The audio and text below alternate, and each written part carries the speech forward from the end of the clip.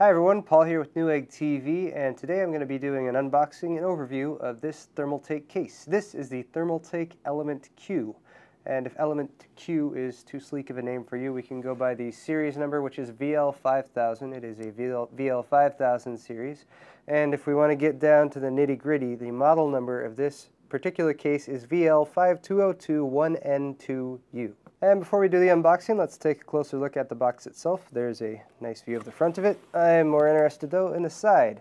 This is a Mini-ITX case, also sometimes called SFF or small form factor. So case type here you can see is mini. If you're going to put a motherboard in this case, you want to make sure it is Mini-ITX. Dimensions are 5.1 inches by 8.7 inches by 13 inches. You have 3 drive bays, 2 3.5-inch bays, and 1 5.25-inch bays. One of the 5.25-inch bay and one of the 3.5-inch bays are accessible from the front or external. The color of the case is black. It has one of something that I can't tell because it's ripped off. Again, Mini-ITX form factor, and you have some input-outputs on the front, a couple USB 2.0 ports, and HD audio ports. You also have a conveniently built-in 220-watt SFX PSU, and that's important because if you're going to get a standard power supply, it's probably not going to fit in this case. You need a small one. And here's a look at the case itself. Small form factor, small case. Here's a pen next to it so you can get maybe a little bit better idea of the size. It's not very high and just a little bit wider. Here on the front we can see our exposed 5.25-inch bay as well as this exposed 3.5-inch bay. We also have a power and reset button, power light and hard drive activity light, and under this little panel we have our 2 USB 2.0 ports as well as a mic and headphone jack.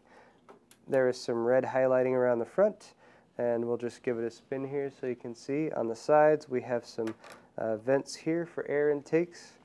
Around on the back you can see the included 220-watt power supply, and you can also see the knockout here for your motherboard's input-output shield.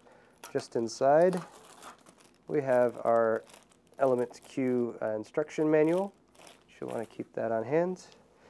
We can see that the case is held on by 4 Phillips head screws. We also have, I'm turning away too quickly, we also have a single slot PCI slot right there, so you can add a video card if you're so inclined, or you can use that for an add-on card in your PCI slot. Here's a look at the other side, and back to the front. I've removed the 4 back screws, and I'm just going to gently ease off the cover panel here so we can take a look at the interior. Here at the top we can see the 220-watt Thermaltake power supply. It does have a single intake fan on the underneath side right there, and that is the only fan in this case. Let me just remove our accessory baggie here.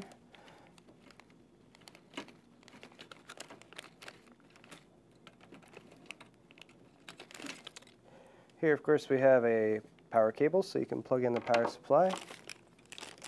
They've given you an accessory bag here.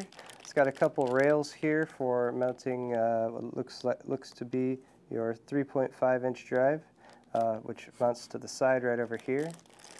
We also have, actually let me just take this stuff out to give you guys a better look. There are your drive rails. We have 4 rubber feet that use adhesive to mount to the bottom of the case, so you can raise that up off the ground if you want. We do have a zip tie included. We have a speaker which you can attach to your motherboard for post beeps if you're so inclined, and then we have a bunch of screws for mounting your drives to the case itself. Next up is our power supply cables. They are bundled up right here. We have a 20 plus 4-pin main motherboard power connector, so you can use that for a 20-pin or a 24-pin motherboard. We also have a supplemental 4-pin ATX motherboard power, that's for extra CPU power. And then we have some peripheral connectors here, 2 Molex plugs and a floppy plug, and then 2 serial ATA plugs for connecting your peripheral devices, hard drives and optical drives. Finally, let's take a look at our front panel connectors. Again, they are bundled up. Just a moment while I unbundle them.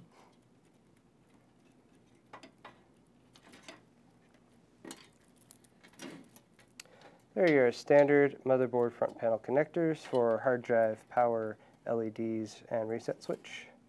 You also have an HD audio or AC97 audio plug, so you can connect that to your motherboard's front panel audio connector. And then there's your USB plug to enable your two USB 2.0 front panel connector plugs. I'm going to drop a Mini-ITX motherboard in here real quick so you guys can get a better idea of what it would be like to build in this case. So now, as you can see, I've dropped a Mini-ITX motherboard in there. This is just temporary, just to give you guys a better idea of how it is to build in this case. In a small form factor case like this, planning is paramount. So you need to make sure, for example, if you're going to put a 3.5-inch drive right there, that's going to take up some space. You want to make sure you don't get memory DIMMs that have really high heat spreaders. Low profile memory DIMMs are great to use in small cases like this. If you look from the top right here, you can see where your 5.25-inch drive mounts at the top, and then you have another 3.5-inch drive that mounts right below that, and those both face the two front bays right over here. Turning around to this side, you can see where we do have space here for a single slot video card or an add-on card that would drop into your PCI slot right there. And then finally, the CPU socket, which is right there underneath the power supply.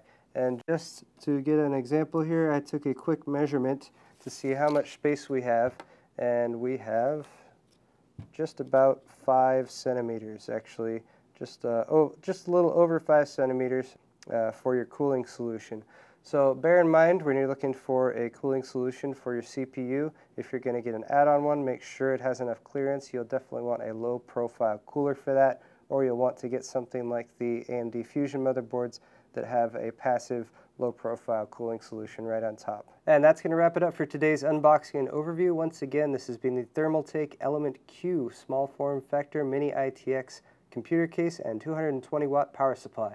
I'm Paul with Newegg TV. If you enjoyed today's video, please head over to our Newegg YouTube channel and don't forget to subscribe.